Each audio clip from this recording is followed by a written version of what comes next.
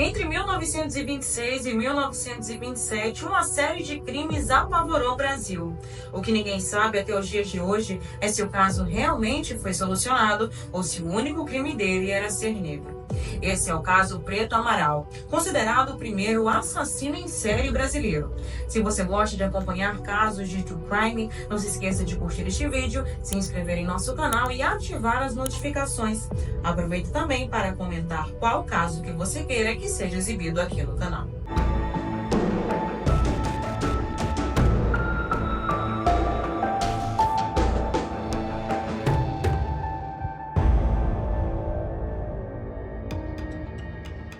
José Augusto do Amaral nasceu em 15 de agosto de 1871 em Conquista, um município localizado no interior de Minas Gerais. Ao longo deste episódio, iremos nos referir a José como Preto Amaral, assim como era conhecido.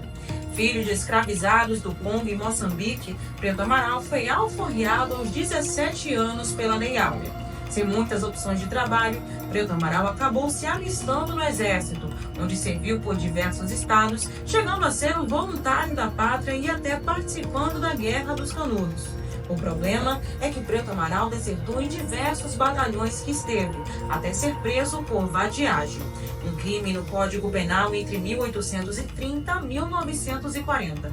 Basicamente, um delito por vadiagem ocorria quando o indivíduo não possuía um emprego ou uma renda, situação essa que basicamente afetava todos os negros no período pós-escravidão. Preto Amaral acaba ficando detido por 7 meses. Se as opções de emprego já não eram muitas pós-escravidão, agora, fichado pela polícia, elas basicamente se tornaram nulas.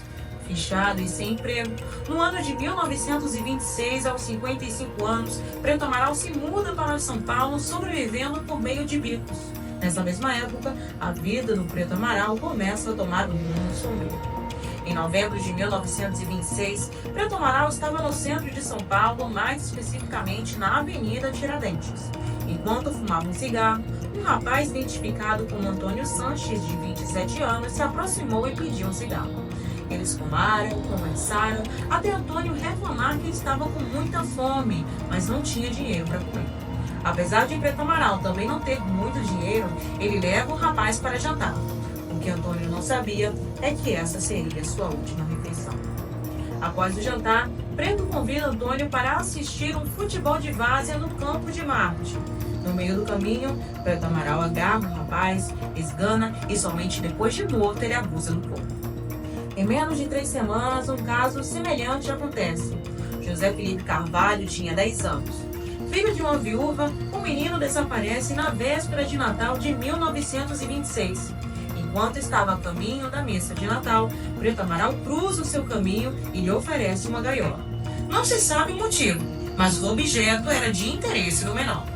Entretanto, o fato é que não havia nenhuma gaiola. Preto Amaral leva o menino para o campo de Marte e o mesmo modus operandi acontece na mesma hora. Ainda menos de uma semana após o crime, mais uma vítima é capturada. Antônio Lemes era um jovem de 15 anos. Diferente dos outros casos, a mídia deu maior atenção ao desaparecimento de Antônio por ele ser um rapaz branco de olhos claros. Em 1º de janeiro de 1927, ele e alguns amigos jogavam cartas próximo ao Parque Dom Pedro II, quando Preto Amaral se aproxima e decide jogar também. Apostando alguns réis, Preto Amaral ganha a partida e chama Antônio e um amigo do rapaz para almoçar. Diferente de Antônio, o outro jovem decidiu que não sentaria com Preto Amaral e recusou o almoço, optando somente por um café com leite. Enquanto isso, Antônio e Preto Amaral comeram, conversaram, até ele se oferecer para deixar o rapaz em casa. Antônio aceita e se despede do amigo. Essa foi a última vez que o jovem foi visto em vida.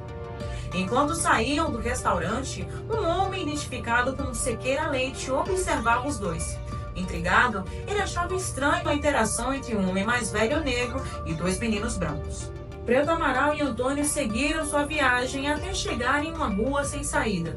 Sem que Antônio percebesse, Preto o imobilizou e seguiu o mesmo modo de estrangular e abusar o corpo de Antônio. Antônio só foi encontrado no dia 3 de janeiro de 1927. A essa altura, os casos já haviam chamado a atenção da polícia e da mídia. Mesmo sem conhecimento, os jornais de São Paulo descreviam o criminoso como um monstro negro, diabo preto e outros termos racistas. Inclusive, diversos homens negros já haviam sido presos pelos crimes, apesar de não haverem provas. Quando o corpo de Antônio sai na capa dos jornais, Siqueira Leite, aquele homem que observava Preto Amaral com o rapaz, decidiu ir até a polícia e dar o seu depoimento. A essa altura, apesar da polícia ter noção de quem estava procurando, uma nova vítima é registrada. Roque Picelli era um engraxate de apenas 9 anos. Preto Amaral se aproxima do menino, oferecendo um serviço de carreto por R$ 4.000. Para quem não sabe, carreto é um serviço para transportar pequenas cargas em trajetos de curta distância. Por precisar do dinheiro, obviamente, Roque aceita o serviço. Preto Amaral e Roque caminham até a ponte Tamanduateí, até que Preto esgana o menino. Nesse caso em específico, acredita-se que Preto Amaral teria se assustado com alguma coisa, pois ele abandona o corpo e foge. Felizmente, Roque tinha sobrevivido e foi socorrido. No dia 5 de janeiro de 1927, o pai de Roque se apresenta à delegacia para denunciar o caso. Com a quarta vítima do caso já registrada, a polícia já tinha uma descrição de quem era Preto Amaral e o detiveram para interrogação. Preto Amaral foi torturado até confessar que teria cometido todos os crimes. 5 meses após sua prisão, Preto Amaral morreu de tuberculose antes mesmo de ser julgado. Agora, o caso toma um outro rumo. Em primeiro lugar, mesmo após Preto Amaral ser preso, os crimes continuaram acontecendo. Outro ponto a ser considerado é o Campo de Marte, o suposto local em que Preto Amaral atraiu 2 de suas vítimas. O Campo de Marte era um ponto estratégico entre os bairros do centro e os da periferia, onde várias pessoas negras e pobres passavam. Quando os corpos de Antônio e José foram encontrados, diversas pessoas já tinham passado e visto os corpos. Os crimes não foram denunciados por nenhum deles por medo, até porque a essa altura todos sabiam que a polícia encontrava especificamente pessoas negras. Um outro ponto a ser considerado é como as autoridades lidaram com o caso. Apesar de não haverem provas de que quem cometeu os crimes seria uma pessoa negra, desde o início o caso se baseou nesse viés com diversas denominações racistas. Quando Preto Amaral foi detido, o psiquiatra que o avaliou levou em consideração o tamanho do seu pênis como motivação para o crime. Segundo detalhes da avaliação, o tamanho exagerado do pênis de Preto Amaral o impedia de se relacionar com mulheres. Por esse motivo, ele decidiu que cometeria os crimes. Por anos, José Augusto do Amaral teve seu nome associado aos seus supostos crimes. Somente em 2012, 85 anos depois, o caso teve desfecho. A Faculdade de Direito da Universidade de São Paulo realizou um julgamento simbólico. Ao todo, cerca de 560 pessoas, entre juízes, testemunhas e especialistas, participaram analisando as provas e o contexto social da época. Por 275 votos a 57, o júri simulado declarou a absolvição do Preto Amaral por todos os crimes. Para chegar no veredito, foram levadas em consideração o racismo da mídia e da polícia da época, o fato de que muitas pessoas passavam pelo Campo de Marte e sabiam dos corpos, assim como Preto Amaral, e sobretudo o fato de que os crimes continuaram acontecendo mesmo após a sua prisão. Por fim, apesar de ser considerado o primeiro serial killer brasileiro, não se sabe se de fato ele cometeu esses crimes. Preto Amaral seria um verdadeiro assassino ou apenas mais uma vítima? Queremos saber qual sua opinião aqui nos comentários.